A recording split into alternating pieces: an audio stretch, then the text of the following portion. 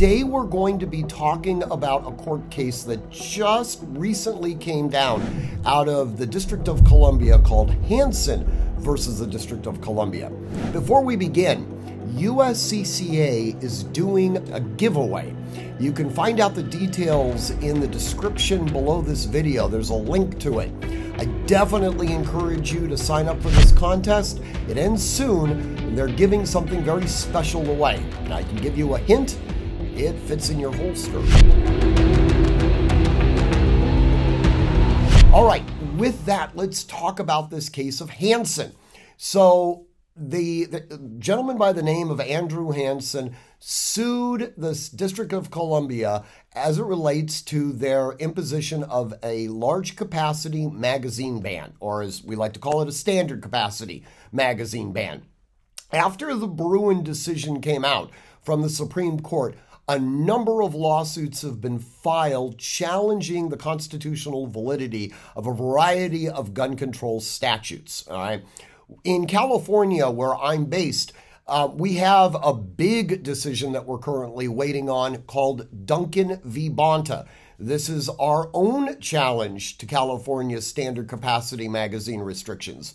Now, as many of you probably already know, in San Diego, Judge Benitez originally ruled on Duncan v. Bonta. At the time, it was actually called Duncan v. Becerra. That case made its way all the way to the Supreme Court, and it was remanded back to Judge Benitez after the Bruin decision to have him reevaluate it under this new constitutional standard. We suspect we should be getting a decision from him any moment, and we suspect he's going to once again find that this ban is unconstitutional. And if you look at the Bruin decision, it would seem to make sense. And there's been a question as to what legitimate argument the anti-gun crowd could make as it relates to a challenge on a Bruin analysis. Well, we now have it. All right. Judge Contreras in the District of Columbia denied the issuance of a preliminary injunction in the case of Hanson VDC. Effectively, what he said was, all right, let's go ahead and subject the plaintiff's challenge to the District of Columbia's magazine ban and see whether or not it comports to the Bruin analysis. Now, just as a little backup, the Bruin analysis essentially says, okay, is the statute that's being challenged, does it affect an individual's right to keep and bear arms? Assuming that the answer to that question is yes, we then move to the state to have to satisfy the burden that their statute is consistent with the history, text, and traditions of firearms regulations as it originated back in 1791 during the time of the ratification and in the surrounding time frame as well. They could theoretically use that. Most of us would look and we would say, well, you know, nothing like this existed back in the 1790s. Therefore, since this is a brand new form of regulation, it's probably going to be unconstitutional. And I think that's a reasonable analysis.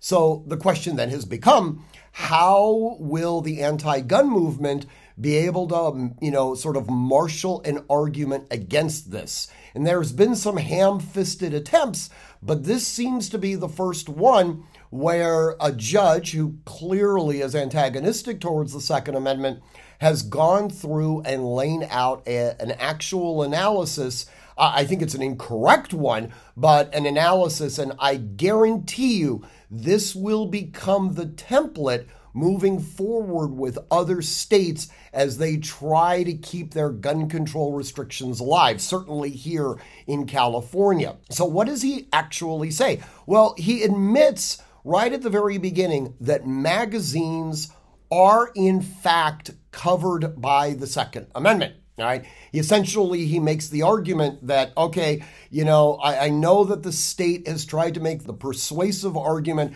that a magazine is not a firearm, that it is an accoutrement to a firearm. That's specifically how they describe it. And he essentially dismisses that argument in its entirety. He says, no, it is in fact an integral component. All right, well, good on that. But then he looks to see whether or not the Second Amendment actually controls in this.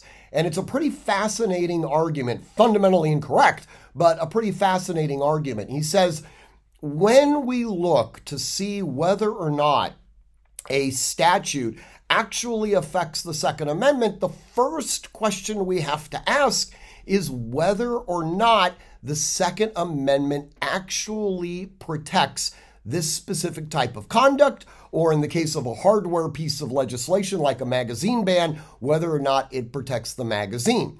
And the threshold question there is to make a determination as to whether or not the item is in common use. And you might have heard that phrase before.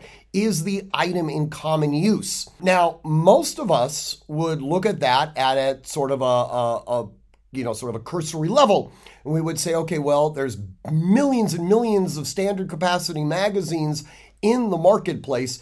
Clearly, they're in common use. But the judge is not comfortable with that analysis. He says, no. Use means actual use. It doesn't mean physical possession. So under his rubric, there could be a lot of products that are owned, but not actually in use. Interestingly, as a little sidebar, we sort of saw this when Justice Kavanaugh was going through his confirmation hearings. Senator Dianne Feinstein at the time was grilling him on the Heller decision, specifically as it related to AR-15s. And she was asking Judge Kavanaugh at the time whether or not the AR-15 was in common use.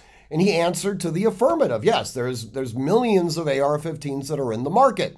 And she said, yes, but are they actually being used for self-defense? And he said, anecdotally, I'm sure some of them are. Her mindset was that use equated to actual use, like actually being employed at that time. Now, this was kind of seen as almost a laughable argument, right? After all, a loaded weapon in your possession used for some form of defense is by definition in use all the time. Whether or not you're actually pressing the trigger at any particular moment is somewhat irrelevant. The mere fact that you have it would suggest that it is in use.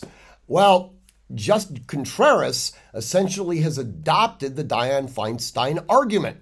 He's saying that these magazines are not being used repeatedly for self-defense. More importantly, he sees that the Second Amendment only applies to weapons that are being used for the purposes of lawful self-defense. This is fundamentally flawed, and I believe is going to ultimately be subjected to a challenge. Weapons are used for a variety of factors. When we talk about self-defense, certainly they're being used even though they're not necessarily being employed. The mere fact that I have access to these weapons gives me a higher degree of defense. I've got access to them, right? Now, on top of that, it sort of goes under the assumption that the only use for firearms is for the purposes of self-defense. And we all know that that in and of itself is completely flawed. Every time we go to the range, we are engaged with the use of our weapons. Every time we go plinking, every time we go hunting, there are a variety of activities that we do with our weapons that are not based around the idea of self-defense. So to suggest that common use can only be used for self-defense, like I say, is a fundamentally flawed argument. He then, after dispelling the fact that the Second Amendment actually applies in this context, decides that he will nonetheless continue on with the Bruin analysis, looking at the history, text, and traditions of firearms regulations. And here he goes, in my opinion, completely off the rails, essentially saying that weapons that were used at the time of the ratification all the way up to the second ratification in the 1860s with the adoption of the 14th Amendment. Those weapons and the very, very few standard capacity magazines that existed were all weapons of war specifically designed for the battlefield. Well, we know from the historical record that that's just simply not true. He is essentially adopting historical analysis from biased historians that are looking to promulgate a specific agenda. And to be honest with you, this is one of the things that has concerned me about the Bruen decision. As we do this historical analysis, there is going to be a divergence of consensus by historians based on their underlying political ideology as to what was empirically taking place at the time of the ratification. We clearly saw that during the Heller decision. That, again, all notwithstanding, he ultimately comes to the conclusion that the Second Amendment simply does not apply to standard capacity magazines. Now, like I said, I think that this is going to be ripe for an appeal if other jurists in other jurisdictions, well, I'm not even going to say if other, when other jurists in other jurisdictions begin adopting the Contreras model, I don't think it's going to work out for them in the long run. I think that it is certainly going to be overturned at the appellate level, and in the unlikely event that it actually makes it up to the Supreme Court, which, to be honest with you, I'd kind of like to see.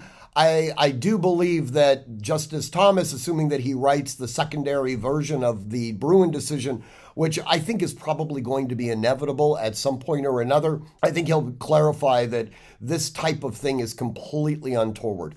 In any event, I do encourage you to pay attention to this case. Like I said, it is going to have a lot of implications. As always, I want you to train constantly, train consistently, train repetitively, and train with purpose. Above all else, stay safe. Want to know when it's legal to draw your gun? Click the video right next to me to reveal a detailed explanation from a former police officer and competitive shooter. Click this video right next to me. You need to analyze every situation as if your life depended on it, because your life will depend on it.